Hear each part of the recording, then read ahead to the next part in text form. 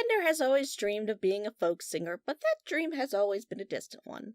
And when he's caught in a magnetic can opener and winds up in the hospital, he finds this dream even farther away than ever before. His hydraulics have been destroyed. He will never move again. But as depression begins to overwhelm the poor robot, he hears sweet music coming from the hospital bed next to his. It's the head in a jar of legendary folk singer Beck. Beck has been using a pair of tiny robotic arms to play his harmonica, but upon hearing Bender's plight, lends the device to Bender, encouraging him to scrape the claws across the gouges on his chest plate. The noise is unpleasant, but Beck seems to appreciate it, so Beck invites Bender to join his band as their new washboard player. As the band goes on tour across the continent, the rest of the Planet Express crew follow, enjoying show after show even after they lose all their money and are forced to start living in Fry's van and scavenging for food.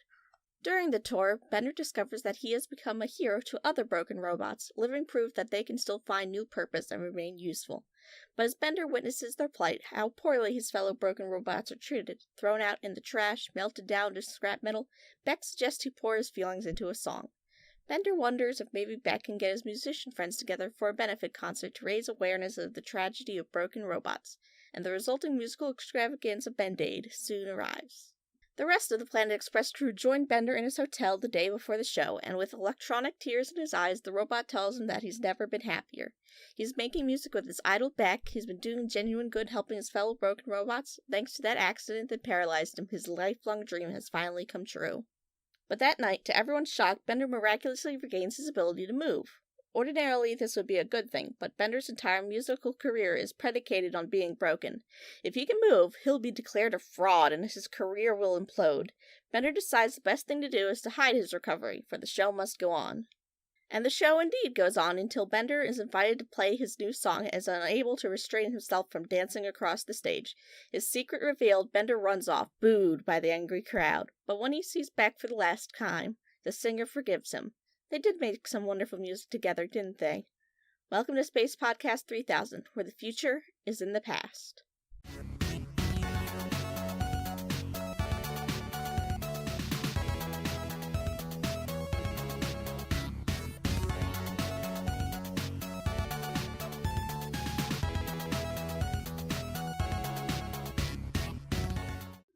So for a start, it is a little odd that the episode guest starring Beck, and yes, that is actually the voice of Beck, would be named after a Bob Dylan song. I guess they couldn't make a joke with a Beck song. Maybe? Washboard stomach and a microphone, that would... I mean... Oh god, what was the original... 2 turntables and a microphone. Yes, thank you. I couldn't remember the lyric off the top of my head. Although, anyway, with this episode, I do love the opening gag of this backhoe digging up the ground like you would to, build a foundation, but the sign just says New York Hole Project. Hole. They don't have anything for it, they just dig holes. Hole. And then, of course, Bender eats a centuries-old bag of potato chips and Some shit bricks. Well, because they were Olestra potato chips, which is kind of an infamous food additive that is known for causing anal leakage, as it's called. I've never heard of it. It was not on the market for very long. It's just one of those things that it was kind of like it was a fat-free additive. It was like a fat replacement thing, but because of the chemical makeup, it just kind of like went through you like something that goes through you, and just it doesn't specifically cause diarrhea, but it would cause like I said, just anal leakage. It would just kind of be really, it was hard to keep in. Mostly it's kind of like if you eat too much of it, it would do that, but it was, again, people would have the potato chips and it'd be, it's fat free, so you can have as much as you want now. I see. And then in the following scene, Bender and Leela ask if the old van is a Led Zeppelin and a Jefferson Starship, respectively. As a classic rock geek, I really enjoy this episode. A lot of great music jokes, and the use of actual Beck songs throughout is really nice, too. I kind of feel out of the loop with a lot of this. I'm not super into a lot of music. There's no shame in that. Yeah, my brother was big into all that like hippie stuff, like stuff from the 60s and 70s. He was a lot into like kind of classic rock, but yeah, he's a big fan of like Simon and Garfunkel, Grateful Dead, Fish. Good stuff. I lean a bit more toward the prog end of things, just because that's what I was listening to growing up, because it's what my parents like, and so that was always what would be playing. But like I remember basically every morning while I was awake, eating breakfast, ready for school, I would be sitting there, the classic rock station would be playing on the radio. My mom would be drinking her coffee. So the smell of coffee still reminds me of my childhood, and classic rock is kind of my thing. Yeah, even non-rock jokes, there's a lot of really good stuff in this episode. Like Fry being told that he can keep the van if he cleans out the corpses inside, and one of them's wearing a blue headband. And then in the next scene, Fry is just wearing it. Yeah. He's wearing it. I just love the throw-off joke is like, yeah, I've bought a used car before. But like, I love how they don't even acknowledge that Fry's wearing the headband. It's just a joke that's there if you notice it. And he keeps it for the rest of the episode. Yeah. Well, he inherited everything else in the van, might as well. Even the bong under the seat. Yeah, the professor's like, where's the device that lets you speed up or slow the passage of time? Under the seat, and it's a bong. How did they get this past the Fox censors? I don't know. I guess the fact that they never actually use it, because they've had bongs on Fox before, like in the episode of King of the Hill, when Bobby entered a flower growing competition, they were sponsored by a marijuana store, and they were using the bongs as vases. Yeah, as flower pots because Hank didn't know what they were, but they needed a sponsor to help pay for funding for the competition and everything. But they were just sponsored by they ended up being sponsored by a pot company. I see. Okay, so I looked it up. Apparently, the way they got this past the Fox censors was it's not called a bong in the script. It's just referred to as a weird pipe. I love it. I love it. Yeah, for tobacco use only. Yeah, sure. Well, it makes me think of how Frank Angonis, the showrunner of the 2017 DuckTales reboot, kept asking if he could use the Rescue Rangers for and was repeatedly told no because they were caught up in the film department. And he eventually managed to sneak them in a cameo in the episode by just referring to them as intelligent rodents in the script. And like by the time anyone caught on, it was a bit too late to change anything.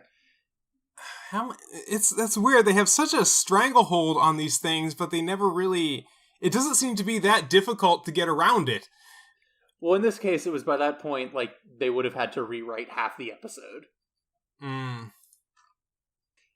Although I'm actually on that subject really still mad that because he shared on Twitter once a pitch that he did for a Rescue Rangers reboot, and he shared this on Twitter, and it sounded awesome, and it was rejected specifically because they were caught up in the features department, so they could make that really god-awful movie that came out recently. Yeah, I heard it was awful. I haven't seen it. My Disney Plus expired a couple months ago. That movie has no redeeming value. It is just awful all the way. It's unfortunate, because I like the Rescue Rangers. That was the first 2 volumes of the show.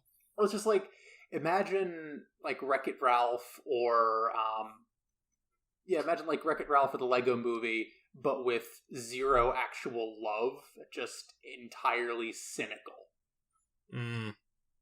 Yeah, I can see that. So we've talked about Disney for long enough. Let's talk about Futurama, owned by a completely different, horrible mega corporation. Well, technically it's owned by Disney now. Oh, god damn it. I thought that's the joke you were going, but you actually were caught on guard. I completely forgot that Disney owns Fox now. At least their entertainment department. Somehow that escaped my memory for a second. It's been a couple years. I remember the throwaway line, "Can we sleep in here? The colors in the van are keeping us awake." It's a good line. Which, I mean, is kind of relatable in some cases. Like if you're in a room that's just way overstimulating, it's done as a joke, but you can totally understand how it would happen. Oh yeah. So what do you two think of Patchcord Adams? I know he's based more on the Robin Williams portrayal of the character than the actual person. Yeah, and he's even doing a really bad Robin Williams impression. Yeah, I can't help but think that was Dan Castellaneta doing his Robin Williams impression. Probably. I'm not really a fan of that movie, and from what I've heard, neither is the real Patch Adams. No, he's not. Because like his actual philosophy wasn't just being a clown. It's more so the idea that a hospital should be a place that you're not afraid to go to. A hospital shouldn't be foreboding, and it shouldn't be cold and clinical. It should be a place where you can go to relax and recuperate. Which a lot of people have kind of taken that philosophy, but he was much more into that thing. Is like, if you're not afraid, if you enjoy going to the hospital, you'll go there when you're sick. A hospital shouldn't be scary. Yeah, I can really respect that. I didn't know all that much about the real Patch Adams. I just heard that apparently he didn't like the way he was portrayed in the movie. No, well, because it really did kind of simplify, which is what Hollywood does, is it simplifies things for one thing, just for simplicity's sake, but also to make for a easier narrative. It's more marketable. But also just shorten it so they don't have to work so much about it. Yeah, so just something easier to understand, because they didn't want to turn it into a series, obviously. So in that same scene, I know he's just a head in a jar attached to a mannequin, but what's Beck doing at a robot hospital? That is a good question. Yeah, because they do specifically say it's a robot hospital. It's a Cedar Sine Wave hospital. Yeah, I thought he was getting a robot body. But no, it's just a mannequin. Yeah, and what a weird joke, especially since we've already established that, heads in jars can have robot bodies. In fact, why don't more of them have robot bodies? Maybe they just don't want to. They're done with life, but they're being made to live.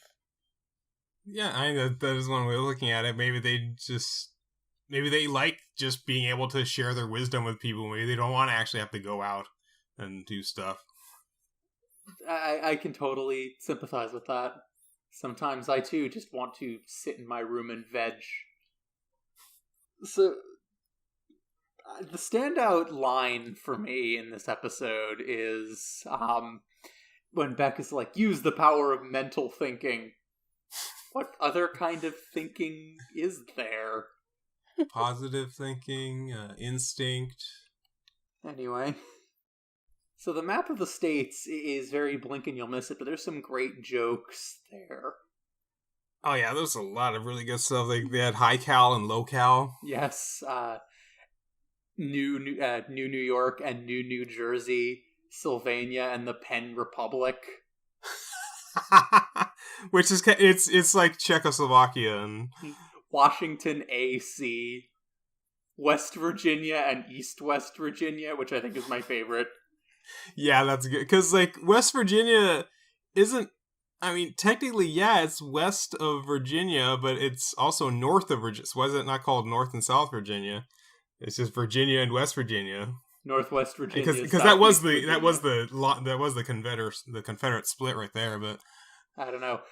So there was also Montana, Y Omega-ing, User ID Aho, Nuke Vada, Washingtron, 24-bit Colorado.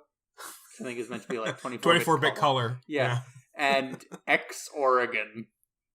Oh, I didn't notice any of those, but the only one I noticed was high cal and low cal, but the other ones are all freaking great. Yes. But yeah. You could tell the writers just had an absolute blast filling that out. Oh, definitely. I wonder if there's a full map somewhere with the states that weren't shown. If there was, I would love to see it, and I would probably want it printed out for my wall. Hell, I'll just take screenshots in the episode and try to compile what we already have. Well, except you don't get to see the whole country, just like the Still, East and West Coast. You can get an overview of it. I guess, but like the whole middle of the country you don't get to see. So that would just be blank unless you could come up with your own jokes. The middle parts of the country don't matter.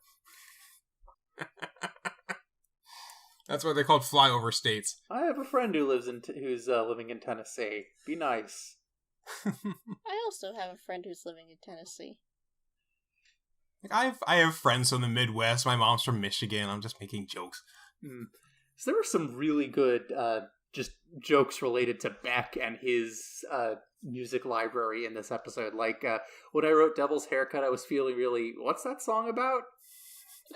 Even he doesn't know what it is. Well, it does have very esoteric lyrics, and I remember reading that he once explained it as like a simplistic metaphor for the evils of vanity, where like apparently he imagined a Lazarus-like figure ending up in the modern day, or modern for the 90s when it was written, and was wondering what they might think of all the greed and materialism, which does kind of fit with the song, but yeah, it is very esoteric. Well, if you want to take that kind of interpretation of it, you could look at the way that conservative Christians look at people, and you would say that they have the devil's haircut because it's like not a normal haircut. It's like vibrant and multicolored and long hair on a boy. Oh no. I like that interpretation. That's good. And there's also like Bender, like real words, not phony ones, like Odelay. So Odelay, for context, for those who might not be familiar, is the title of Beck's most well-known album, and I don't know who's aware of this, but it's literally just an English phonetics rendering of a Spanish word that roughly translates to listen up. So, like, it's not gibberish. But it's not English, so it might as well be. And there's also a Beck joke, but it doesn't even really remind me of Beck, where he's just like, that song doesn't usually last 3 hours, but we got into a serious thing. Yeah, that's more of a Fish thing. Well, I mean, it makes me think of Thick as a Brick by Jethro Tull. I don't know, are you familiar with Tull, TZ? I know of them. So Thick as a Brick, that entire album is a single 44-minute song. Yeah, wow. I can see that. That's progressive rock for you. I'm familiar with progressive. Like, one of my favorite songs is the live version of Push It from Tool, which is like 15 minutes long. I mean, on the other hand, you have Yes, who are the archetypal prog rock band who embody all of the best and worst excesses of the genre. My favorite band of all time. And I think their longest song is 21 minutes. Yeah, my brother would do a lot of that stuff. He just kind of put on a record and just smoke pot in his room, really. Let's see, what's weird. That's weird. I do not understand the appeal of prog rock to pot smokers, because like you can't really appreciate the complexity of the composition while you're high. A friend of mine said that he didn't enjoy reggae until he smoked enough pot. Like, he literally speaks like it was like a switch was pulled. Like, he was smoking marijuana, and the reggae song came on, and he's like, I get it now. And then after that, like, ever since he listened to reggae, he's like, yeah, I get it now.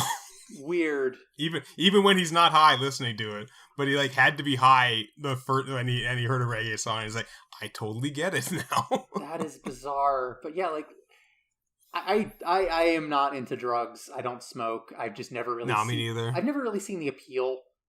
Personally, it just doesn't hold much attraction to me. I mean, nothing against people who do. It's just not my thing. Yeah, the smell of marijuana gives me headaches, so I wouldn't be able to smoke even if I wanted to. I mean, that's not the smell. Everybody has their own coping mechanism, you know? It's like it's a way that they pass the time, as long as it's legal, as long as they're not driving while they're high, whatever. I mean, it's legal in my state, it's legal where my family lives, and my kid brother's into it. It's just not my thing, but prog rock, that's definitely my jam, and like I said, it's just, I don't understand how you can really fully appreciate it while high, given the layered complexity of a lot of these compositions, which, if you're cognitively impaired, how do you... I don't know, maybe that's just my autism brain making me come at this from the wrong direction. Well, in some cases, it can help to blur out other things and help you focus specifically on the music. it dulls other senses while keeping it. Different people react differently to drugs, of course.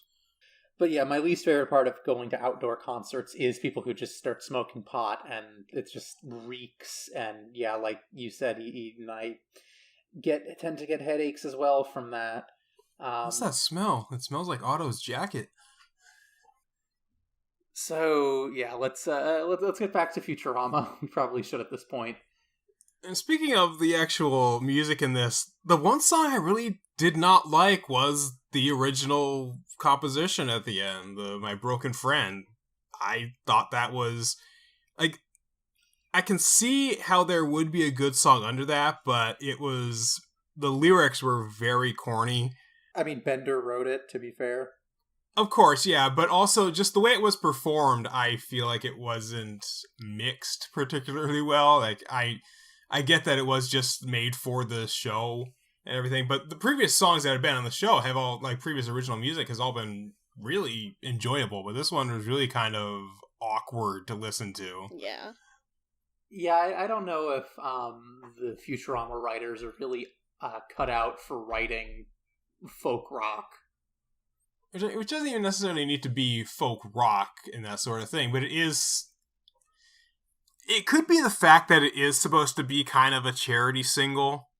True. Or at least not kind of a pastiche of like We Are the World or all those things, which have all been unbearably horrible for when they were made, but like they've all been bad, but at least their heart is in the right place, but you sort of get the sense that that's kind of what they were going for here, so the corniness is sort of supposed to be the appeal of it. I guess, and actually on that subject, I love that the name of the concert is Band-Aid, because of course there's that obvious riff on Band-Aid. Of course, you gotta have his name in there. Yeah, Band-Aid. That fundraising effort with the really, really absurdly patronizing song, Do They Know It's Christmas?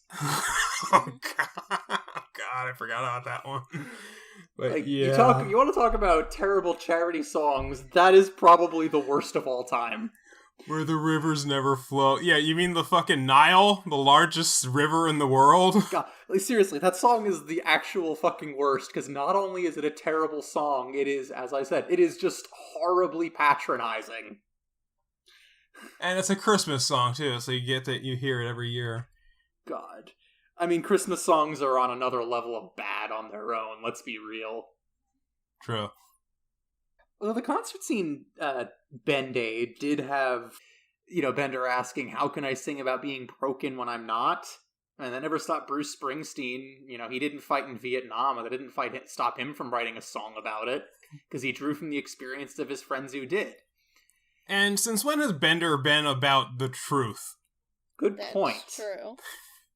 Actually, trivia question for you. I wonder, the song that Bruce Springsteen wrote about Vietnam, can you guess which song that was?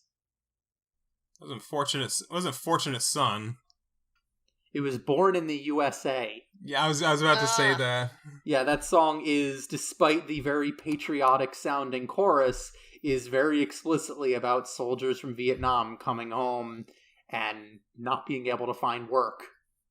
And it is a very bitter, dark song. And then you have people like the Reagan re-election campaign asking to use it. And Bruce told them to fuck off. But, Good. Yeah, as one should. But, yeah, it's just, again, to the point, like, you can sing about things that were not your personal experiences. You just have to be respectful and, draw from reality. Mm-hmm. Yeah, and even if it's not your personal experience, it doesn't mean that other people can't get something out of it. It could be your interpretation of how other people feel about a situation. Even if you haven't lived it yourself, you could still think how you would respond to that, and that gives kind of just a different interpretation of it, which, again, we look at stuff like the Do They Know It's Christmas? It's them writing. That's part of why it's so patronizing and insulting, is that them trying to write from experience that they don't have. Right, except the difference is when you do something like this, you do need to try to be respectful and which that's the difference. They didn't put the respect in. They tried to write from an experience they didn't have, which isn't necessarily bad, but they didn't put the effort in to be respectful, which is why it fails so much. You have to talk to people who are actually going through that experience and consult with them and hear their perspectives, and that's the key to it, Drawing from reality versus just your imagined, biased version of reality. Although, in that same scene, it is a bit awkward to me where, we cut straight from Bender saying, "I'll fake it," to the rest of the crew driving the van. And it's just a jump cut with no transition. It feels really sudden and jarring. I get the impression that maybe something was cut there. Maybe. Possibly. Speaking of the van chase at the end. Oh god, yes. And they end up at Fisherman's Wharf, spelled like Wharf from Star Trek. But the Golden Gate hover bridge. Why even have a bridge? Why even have traffic at all? Yeah, if your hovercar can move in 3 dimensions, why do you have traffic lanes? Again, this is one of those things that they use shorthand for the purposes of both storytelling but also comedy, and pointing out the absurdity of the shorthand is part of the joke. And nowhere is that more evident than here, where they still have the Golden Gate hover bridge, where the cars just kind of cross. There's no floor, but there's railings holding up what? I get that they would kind of, the Golden Gate Bridge is sort of a historical location, a historical landmark. I would get kind of pushing that forward, so they kind of modify it for the future. But yeah, the whole absurdity of that is just lovely. Yeah, it's great. Although, speaking of equally absurd jokes, what did you think of the Cylon and Garfunkel gag? That was good. The fact that the Cylon just has completely monotone, unable to... He has voice amodulation, to quote an old SNL sketch. Yeah. Although I confess I have not actually seen Battlestar Galactica. Me neither, honestly, despite using a joke in one of my videos. I hear it's not all that great. It's more kind of sci-fi pulp than, actual thoughtful sci-fi compared to Star Trek or Babylon 5. I probably have the DVDs somewhere. All I know about Battlestar Galactica is apparently the "and they have a plan" part of the opening narration was a last-minute addition because there was no plan. They were writing by the seat of their pants. Uh-oh.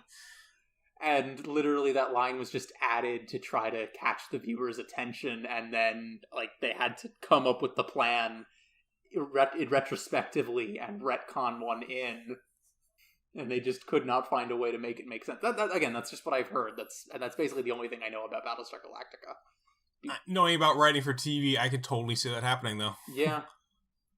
People do that stuff all the time. They bring up stuff in the early seasons that never end up coming to fruition, or they find a way to tie it in that they never intended before. That's one of the things I really greatly respect about Tetsuya Nomura, the director of the Kingdom Hearts series, where he, if you look at the series as a whole, he is very clearly writing by the seat of his pants and only ever thinking 1 or 2 games ahead. He'll have the current game and the next one in his head as he works, and he'll just have a vague idea of where he's going, but most of it is just making it up as he goes along. But he always keeps, he always remembers every previous thing that he's brought up, every tiny detail, and will usually find ways to bring them back around later and tie everything together in ways you never would have expected. Yeah, that's always something that's been a really... I get a lot of respect for anybody who can do that with games or even movies, where you introduce something early and you kind of might forget that it was there, but you just kind of put it in there because you think maybe I'll do something with it later. Right. And you end up doing something with it later. Well, I mean, probably the most triumphant example of that in Kingdom Hearts is the first game. It opens with some weird pseudo-philosophical narration from Sora, which doesn't really have anything to do with the plot of the game, doesn't really have anything to do with anything. It's just kind of there, and no one ever mentions it again. And in Kingdom Hearts 3, in the DLC, if you manage to finish the last secret boss fight of the DLC. There's 2 endings to it, one if you win, one if you lose. And if you win, that ending calls back to that bit of opening narration from the first game. So, like, this is what I mean, where he will take these old ideas, and even though he's clearly making up a lot of it as he goes along, he is just bringing everything back around and tying it all together whenever he comes up with anything, which I really respect, because I can't do that. I have to plan everything out exhaustively ahead of time. Like, even in this podcast, I have extremely copious notes from the episode in front of me. I have like 5 lines of notes from I try. I've got half a fucking page for basically every episode, if not more. And that's why these episodes go on for so long. These episodes go on longer than the episode we're talking about. There's a lot to talk about. And actually, one thing I noticed in this episode in particular, the crowd of broken robots during the concert, it actually includes the headless body of that pizza robot whose head exploded when Fry asked for anchovies all the way back in season 1. Oh, really? That's a good callback. Yeah, on the subject of really long callbacks.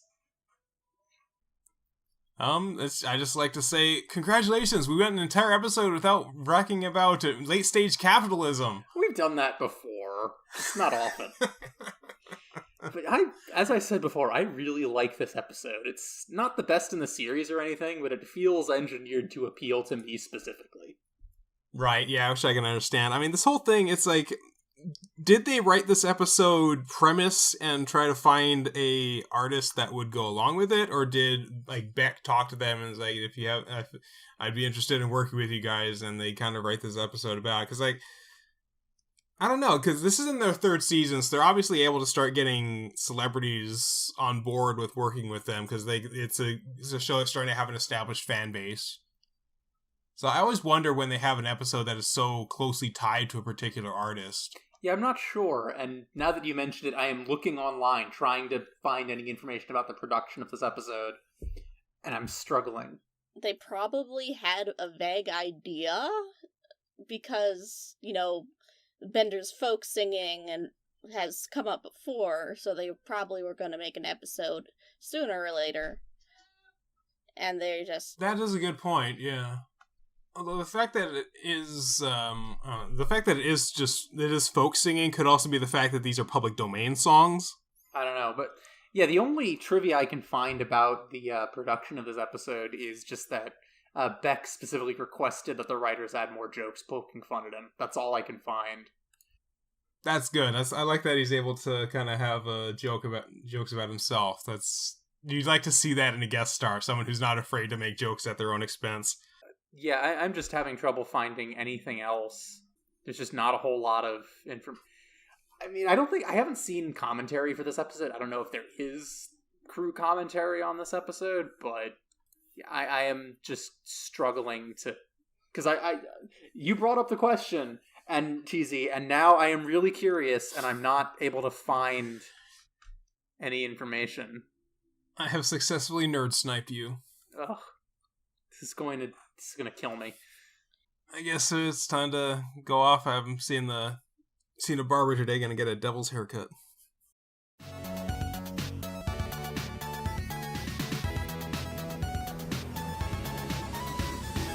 Thank you for listening to Space Podcast 3000.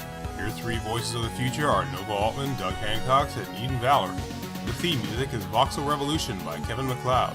You can support the show and listen to new episodes a full week early on patreon.com/spacepod3k.